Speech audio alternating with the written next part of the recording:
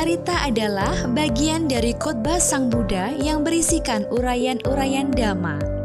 Parita seringkali dibacakan oleh umat Buddha saat melakukan puja bakti, baik di rumah, di wihara, atau tempat yang lain. Parita juga merupakan sarana untuk melakukan puja kepada Triratna, yaitu penghormatan kepada Buddha, Dhamma, dan Sangha. Umat Buddha meyakini bahwa dengan membaca Parita akan mendapatkan perlindungan. Selain itu, umat Buddha juga mengharapkan keberkahan dari pembacaan Parita. Benarkah demikian? Apa saja kekuatan-kekuatan dari Parita? Semuanya akan dikupas tuntas pada malam ini dalam talk show The Power of Parita. Baik, terima kasih. Yang terhormat Biku Sangga, Namaste Bante. Yang saya hormati Samanera Tasilani Rama Ramani. Yang saya hormati pimpinan dan pengurus Yayasan Nalanda, pimpinan segenap dosen dan sivitas akademika STAB Nalanda, serta pengurus Cetia Nalanda. Yang saya hormati Ibu Bapak peserta talk show baik melalui media Zoom maupun streaming YouTube. Namo Buddhaya Soti Hondu. Satu kehormatan luar biasa pada kesempatan ini saya dalam satu ruang talk show bersama guru saya, seorang ahli bahasa Pali yang menjadi inspirator bagi saya, yang sangat saya hormati dan kagumi, Bante Dhammadhiro Mahatera. Mohon izin Bante, saya membawakan Dhammakata lebih awal. Demikian juga kepada Samanera Atasilani Rama Ramani, Ibu Bapak para senior, mohon izin.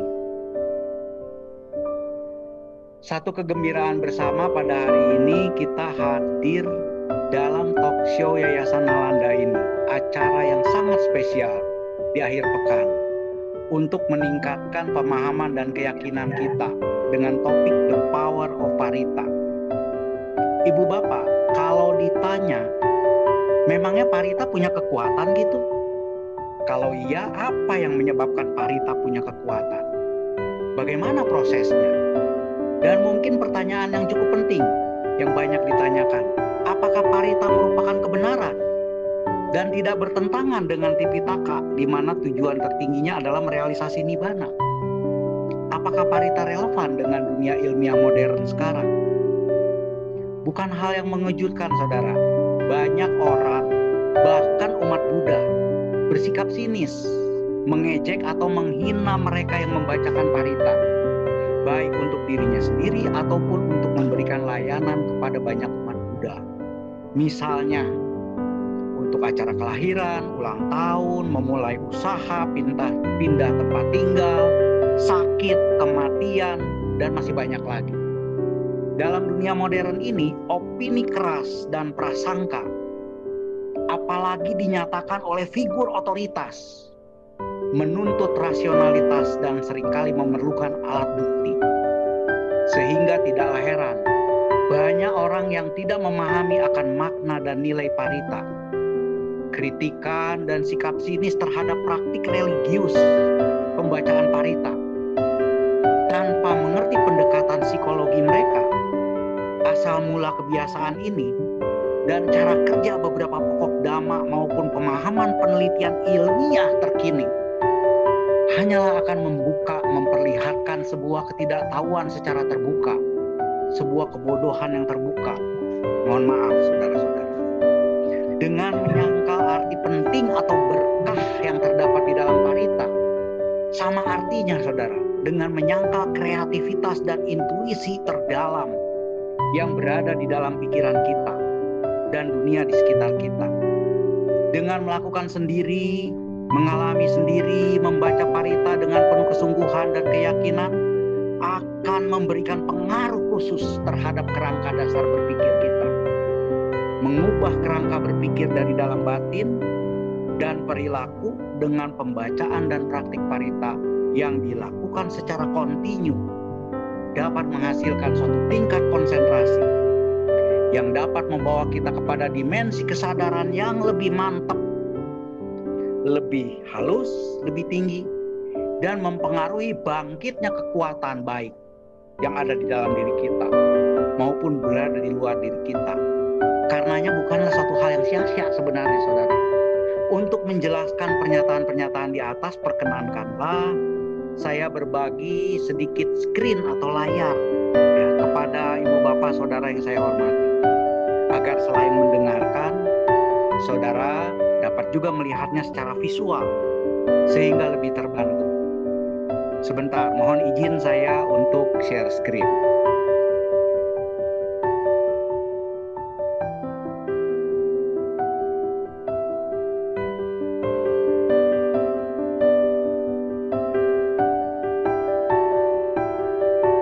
Saudara-saudara, apakah cukup terlihat screen-nya sekarang?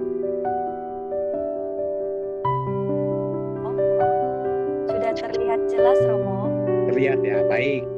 Nah, ini halaman awalnya adalah para bante, para biku sedang membacakan parita. Ada tali yang mengikat ya di antara patung-patung dan sebagainya, di antara rupang ya.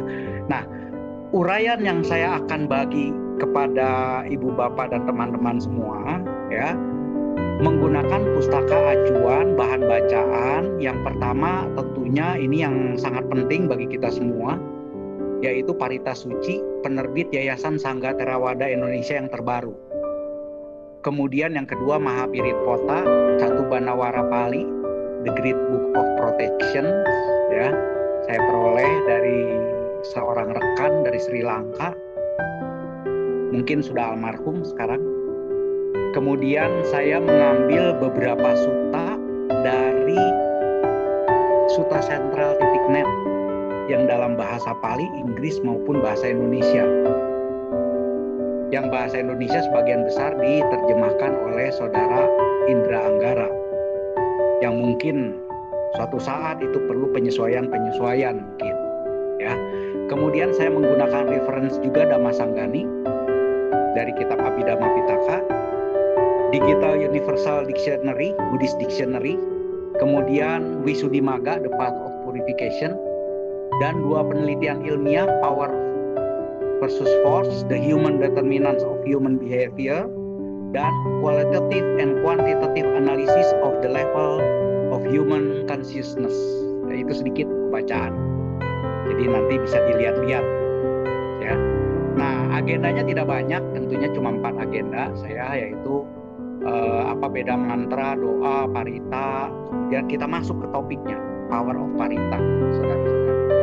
Ya, jadi ada doa, mantra, parita. Kalau kita lihat Kamus Besar Bahasa Indonesia, doa itu merupakan ungkapan dari permintaan, permohonan, ya, pujian kepada sesuatu di mana di situ disebutkan Tuhan, ya. Kemudian mantra di dalam Kamus Besar Bahasa Indonesia juga disebutkan sebagai pengungkapan, penguncaran kata-kata di mana dipercayai mengandung kekuatan gaib. Nah, kata parita belum ada di dalam Kamus Besar Bahasa Indonesia, belum masuk diadop ke dalam bahasa Indonesia. Nah, ini perlu kita pasarkan sebenarnya. Jadi parita. Nah, ya, jadi parita itu sebenarnya secara umum saja saya katakan itu artinya perlindungan. Perlindungan yang seperti apa nanti kita lihat ketika memasuki dari slide demi slide, saudara-saudara ya. Siapa yang melakukan ketiga hal tadi? Itu dilakukan oleh siapapun, dimanapun, tidak memandang rasnya. Agama apapun ada tuh mereka yang melakukan itu tuh. Ya kan? Cuma kata parita mungkin ini khas, ya kan? Adanya di umat Buddha nih. Ya, adanya di umat Buddha. Ya, di mana artinya perlindungan, beda dengan yang dua di awal, doa dan mantra. Ya.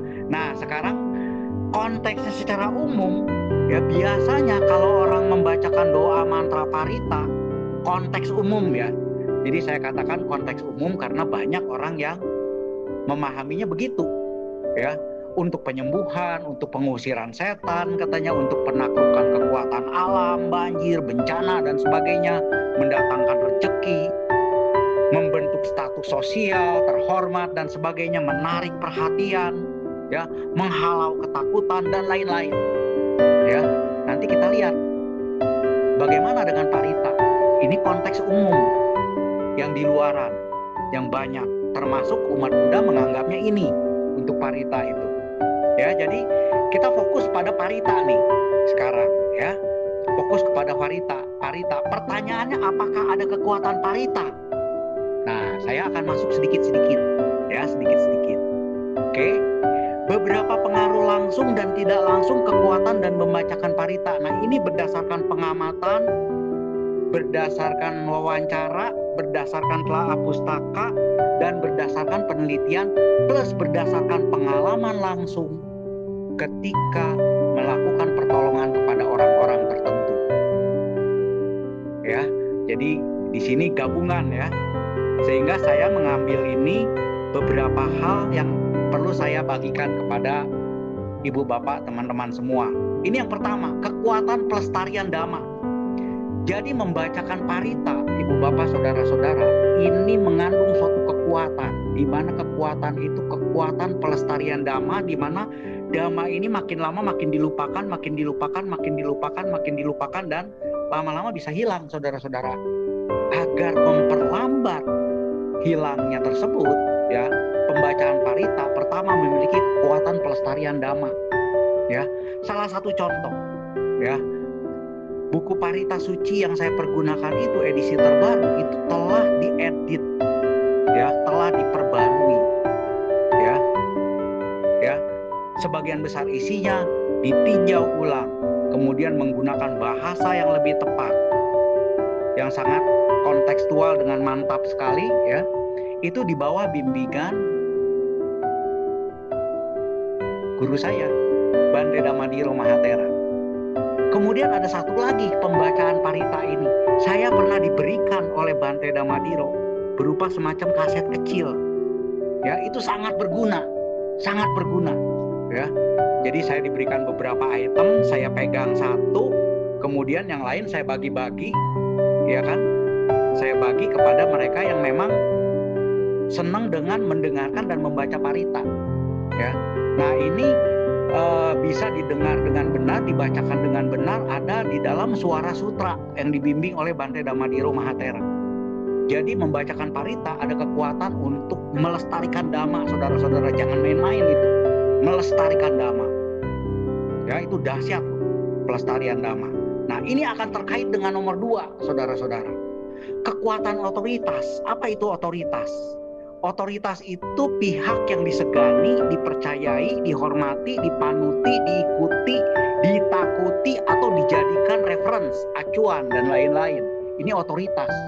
Nah, otoritas ini ketika membacakan parita itu mengandung suatu ajakan praktik untuk melakukan perbuatan baik bagi pembaca, pendengar, atau makhluk lain, saudara-saudara.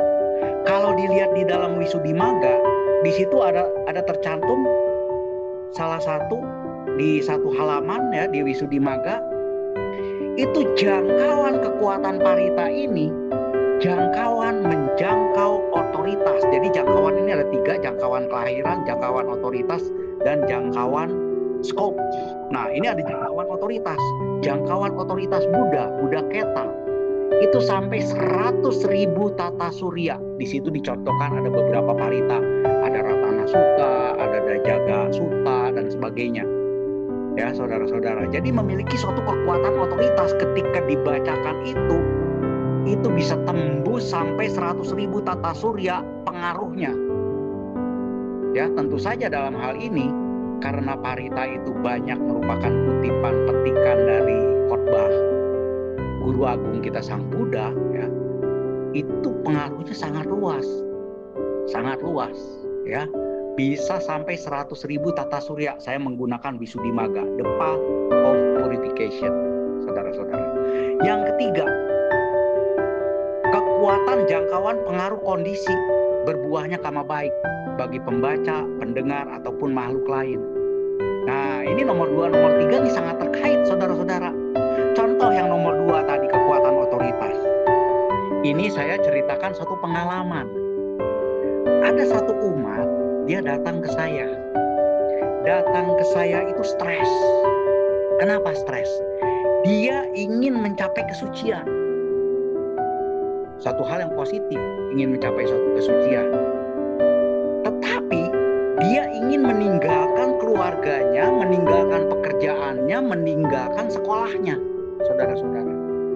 Lalu saya tanya, apa sudah benar yang kamu lakukan? Dia bilang apa, saudara-saudara, ibu bapak? Dia bilang, saya mengikuti petunjuk guru saya, harus mencapai nibbana segera mungkin. Very good kan? Ya, mencapai nibbana segera mungkin, seolah-olah timbul samvega di dalam dirinya. Nah, setelah bicara cukup lama, akhirnya saya berdiskusi dengan dia semacam seperti negosiasi. Kamu kan umat Buddha, siapa yang paling kamu hormati dan kamu ikuti?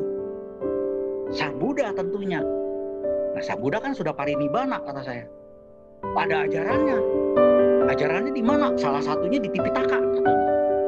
Yang terhimpun, ya, yang berhasil dihimpunkan di Tipitaka, dituliskan. Lalu saya menggunakan itu. Oke, kamu baca ini. Jadi saya berikan buku Parita Suci. Saya berikan Manggala Sutta. Saya berikan dia baca setengah jam. Nah, ketika setelah dibaca setengah jam, saudara-saudara, maka orang tersebut langsung bilang ke saya, wah Pak, begitu ya? Oh begini ya? Berarti saya keliru dong ya? Saya harus mengikuti ini ya? Bahwa di sini mendengarkan dhamma, berdiskusi dhamma, memperluas wawasan dan sebagainya, itu sangat penting. Menyokong anak istri, oh itu juga berkah ya Pak ya? Iya, kata saya. Nah, akhirnya dia tidak jadi meninggalkan kehidupannya untuk quit dari sekolah.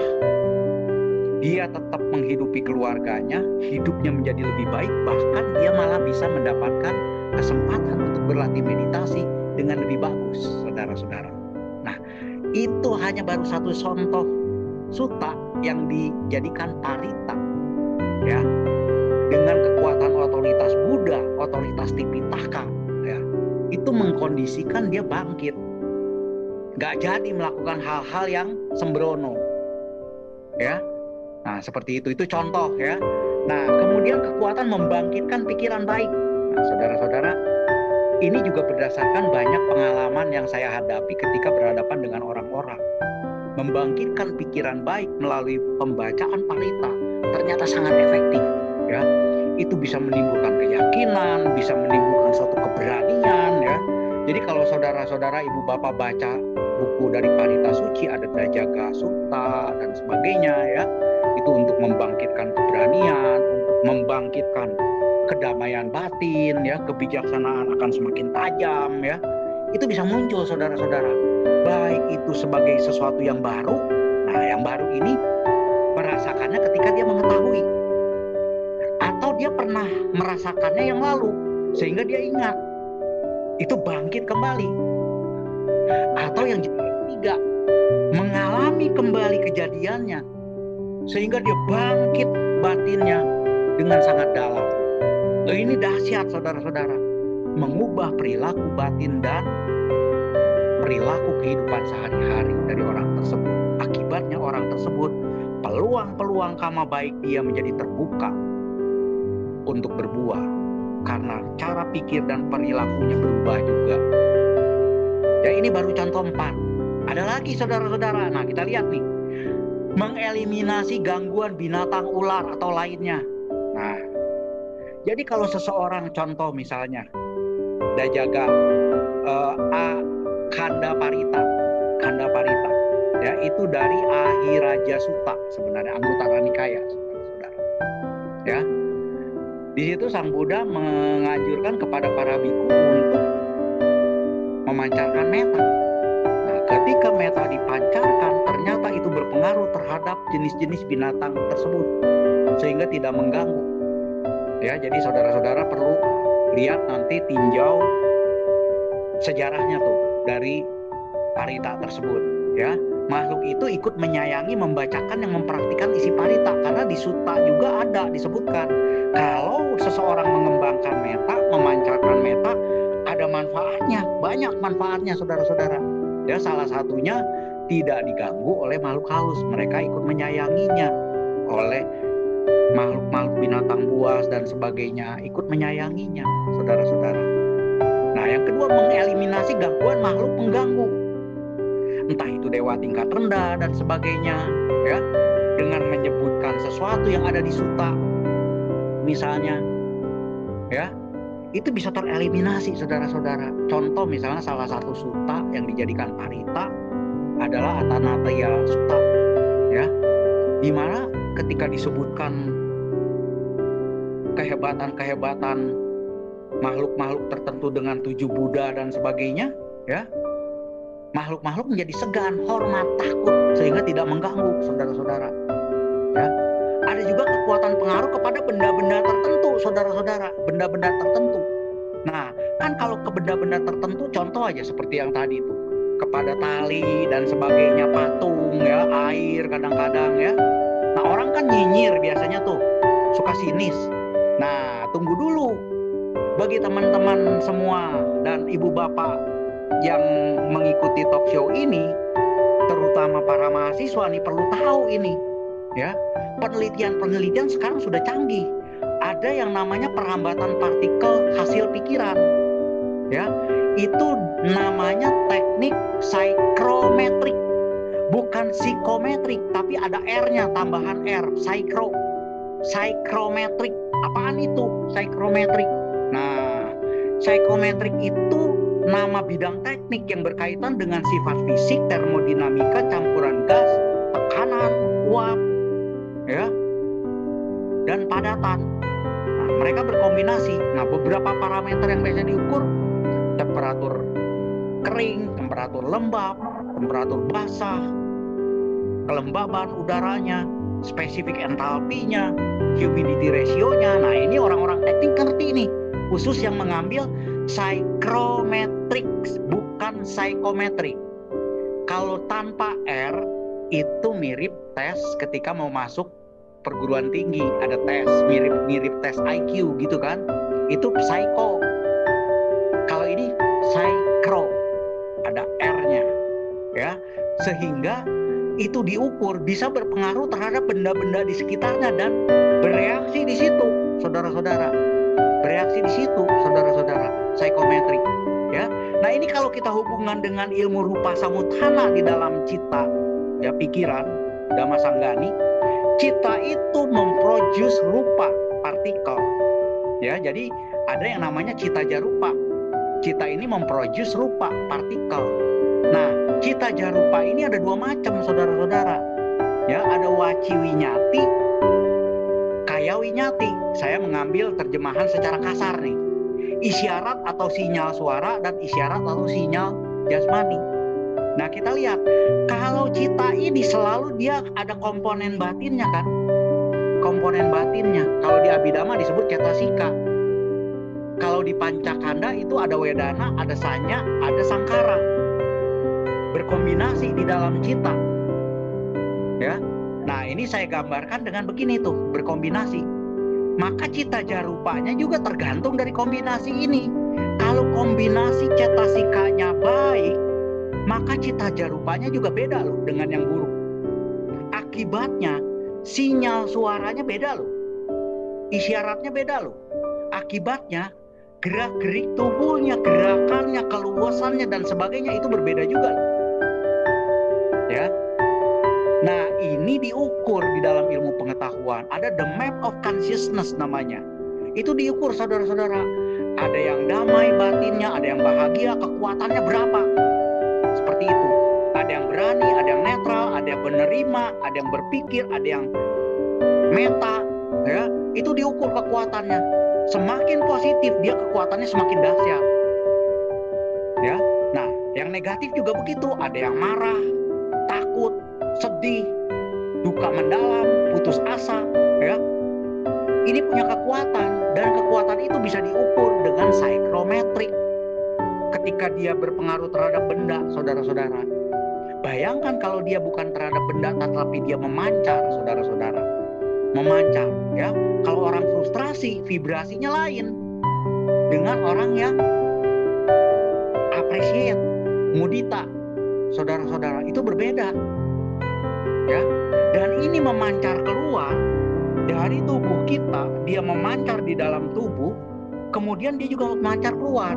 Ketika memancar keluar, tentu saja ini mempengaruhi dunia, saudara-saudara. Kalau satu orang, kalau banyak orang baca parita dengan pikirannya bagus, itu pengaruh, saudara-saudara, dari vibrasi loh, dari getaran, ya, saudara-saudara. Nah, ini psikometrik. Jadi hubungannya dengan yang pengaruh cita terhadap terbentuknya partikel yang memancar. Nah, saya tayangkan satu ilmiah lagi. Jadi saya bahas dari sisi penelitian-penelitian ilmiah nih yang sangat penting untuk diketahui. Karena apa? Di sini kan banyak para mahasiswa Buddhis nih. Mahasiswa Buddhis harus mulai memikirkan bagaimana riset tentang Buddhis, ya. Salah satunya nih, ya. Nah, tahu kan? Pada zaman dulu kita kalau lampu warna-warni, lampunya berbeda, betul nggak? Sehingga saklarnya beda. Saklar biru untuk biru, saklar dadu untuk dadu, begitu kan ya. Tetapi teknologi berkembang sehingga tidak pakai saklar lagi. Dan bola lampunya tidak banyak lagi, tapi satu. Kemudian menggunakan handphone. Ketika menggunakan handphone, ada tombol-tombol yang di touchscreen. Biru, hijau, dadu, ya kan, merah, kuning, begitu kan, ya, di touchscreen. Tetapi beberapa tahun kemudian terjadi perubahan lagi, sehingga lampunya modelnya mirip, tetapi komponen di dalamnya berubah. Di handphone pun aplikasinya berubah, sehingga tinggal digeser, sliding, berubah warna, saudara-saudara. Nah, ini kisah nyata lagi sekarang yang nomor 4 nih, dari pikiran, saudara-saudara. Ini 4 tahun lalu loh yang ini nih. Jadi ini bahan presentasi 4 tahun lalu, saya tayangkan di 4 tahun lalu yang ini nih, yang nomor 4, ya. Saya perbesar ya yang ini ya. Ini penting sekali nih. Breakthrough untuk penelitian pentingnya membaca parita dan pengaruhnya ke siapapun keluar. Ya, kita lihat. Ya, ini lampu tanpa kabel dan sebagainya. Ya, tentu ada powernya supaya bisa nyala. Ya, lampu ini gelap. Kemudian seseorang, dia berpikir warna hijau supaya terang nyalanya hijau atau terang nyalanya kuning, maka lampu itu akan berubah sesuai dengan yang dia pikirkan, saudara-saudara. Jadi kalau dia berpikir merah, dia jadi merah lampunya. Kalau berpikir hijau, dia jadi hijau lampunya, saudara-saudara. Saudara-saudara, ini pernah didemonstrasikan di Indonesia ini. Ada yang punya alatnya, saudara-saudara. Sudah ada yang punya alatnya. Cuma sayangnya alat ini stock out sekarang. Ketika saya mau beli, stock out, nggak kebagian. Nah, bayangkan saudara-saudara, kalau saya bilang pelangi, ganti-ganti jadi pelangi. Kalau ada 2 orang di ruangan sedang ribut, saudara-saudara, satu pengen hijau, satu pengen biru. Nah, bagaimana ini modelnya? Dia berubah-ubah dengan sangat cepat, saudara-saudara. Ya, ini kisah nyata dan lampu ini ada dan dijual, saudara-saudara. Apa isinya ini? Kuncinya kan pikiran ini menimbulkan cita jarupa. Cita jarupa itu memancar dan bisa ditangkap oleh suatu receiver. Receiver ini bisa tahu partikel apa kalau pikirannya ini, sehingga dia bisa berubah menjadi biru, merah, hijau, seperti itu. Nah, ini ada partikel namanya REC core, ya, random event generator core di sini. Ada lampu LED-nya, ada power adapternya, ada spin clips, simple sebenarnya.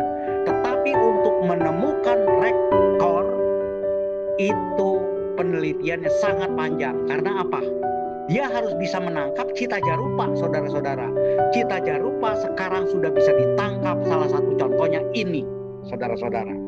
Ya, jadi ini diteliti oleh Consciousness Technologies and Research namanya. Ya, The Mind Lab.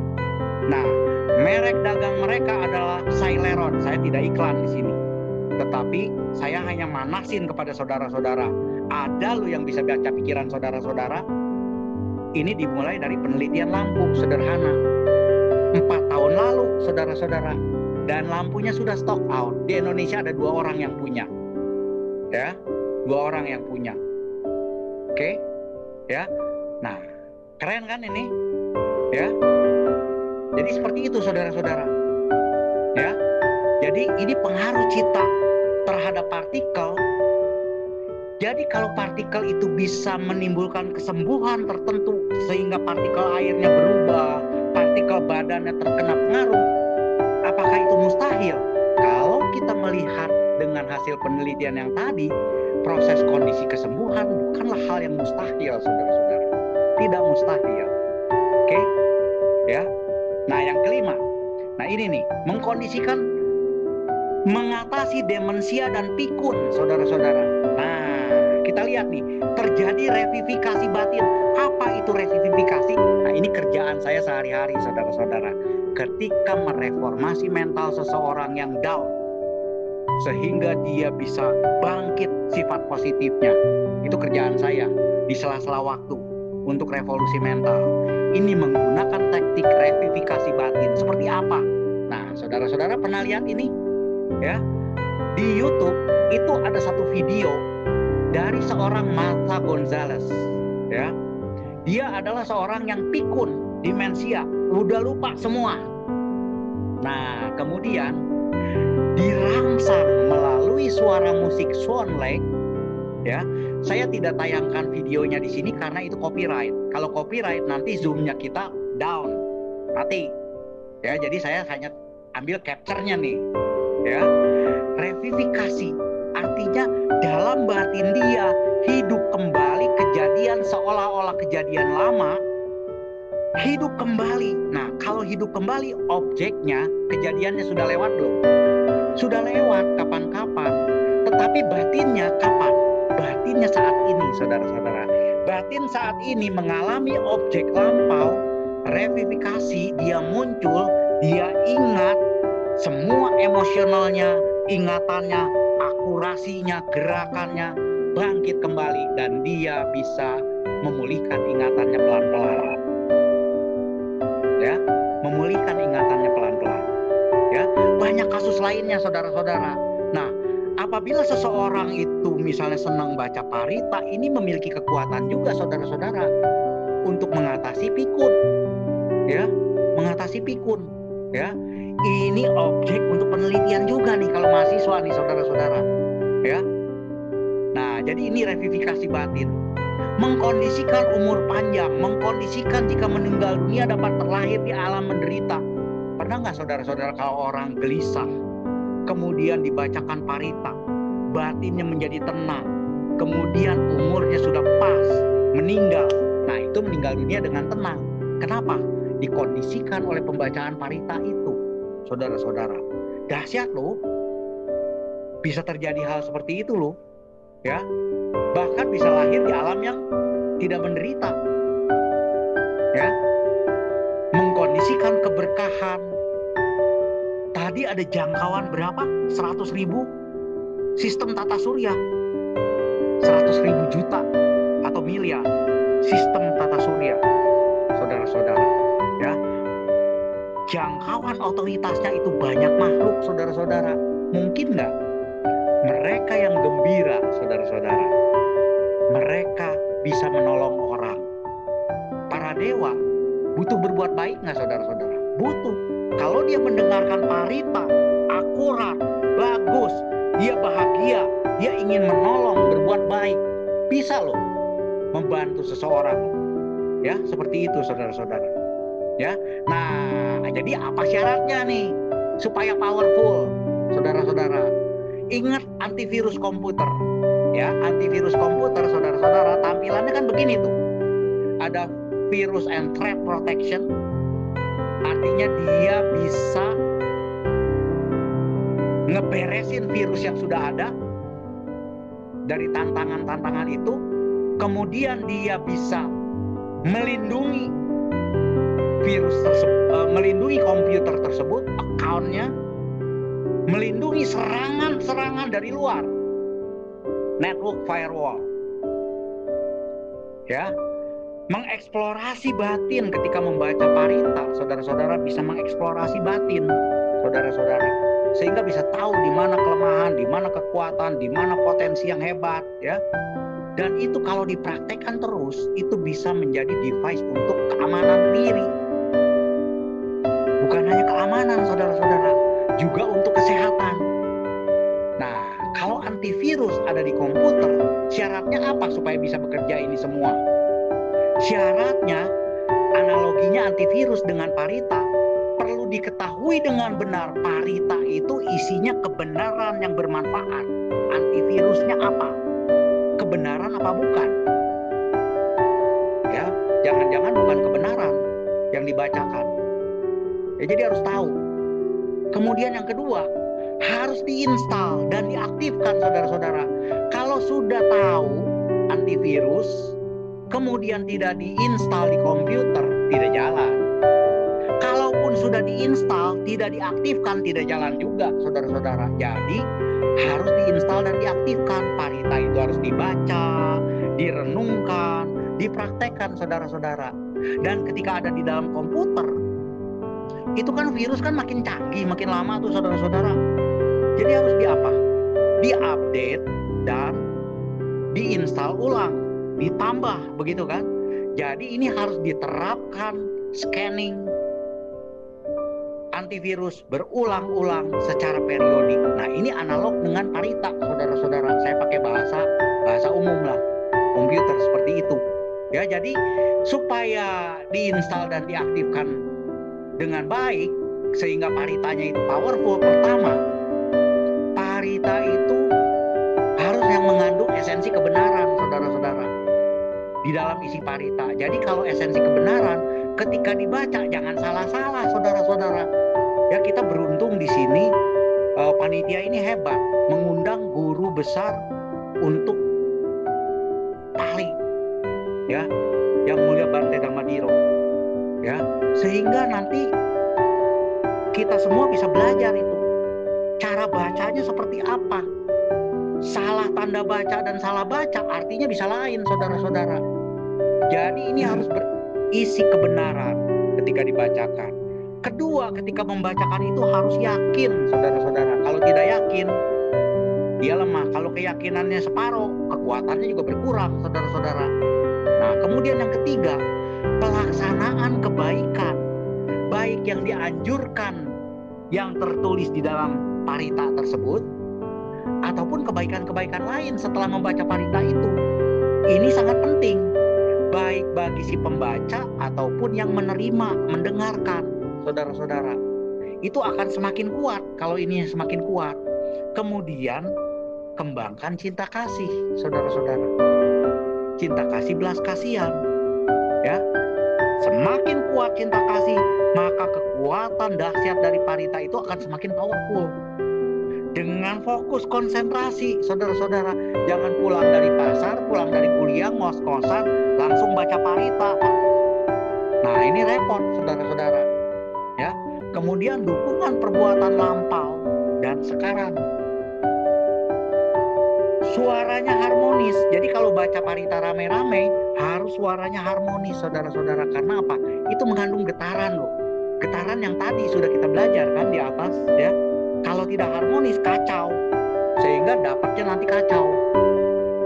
Ya. Dan ingat yang ke-8, last but not least, ya, kekuatan otoritas. Apabila saudara-saudara sebagai pihak otoritas, entah sebagai biku, entah sebagai pemuka agama, entah sebagai dosen, entah sebagai mahasiswa, itu dianggap hebat loh di daerah-daerah, punya otoritas. Ketika membacakan Parita, otoritas yang membacakan itu banyak orang nurut, hebat, powerful, dan dahsyat, sehingga bisa mantep. Nah, jadi Parita itu kalau sudah diinstal dan diaktifkan supaya powerful, beberapa contohnya ini untuk memperkuatnya, saudara-saudara. tentu saja, saudara-saudara ya, tentu saja di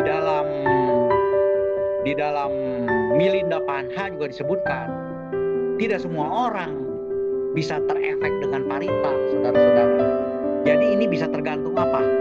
Tergantung juga ada hambatan perbuatan yang besar nggak yang menghalangi? Ada nggak? Kemudian ada nggak pengotor batin yang menghalangi dia sehingga efektivitas parita ini menjadi berkurang? Ya. Yang ketiga, keyakinannya kurang atau cukup yakin atau tidak yakin. Nah ini pengaruh, saudara-saudara. Ya jadi mungkin apa yang saya bagi kepada saudara-saudara ya cukup itu ya, nanti kita bisa elaborate lagi ya. Saya tidak bisa bicara banyak tentang parita ini, saya hanya berbagi dari yang saya tahu dari riset dan sebagainya ya, seperti itu. Semoga itu bisa menginspirasi dan menambah wawasan sedikit. Dan tentu saja mohon maaf apabila ada beberapa hal yang salah-salah dalam pengucapan, salah-salah dalam tanda baca, mohon dimaklumi, saya masih belajar terus. Nah, selanjutnya, terima kasih. Saya silakan kepada moderator kembali. Namo Buddhaya. Selamat malam.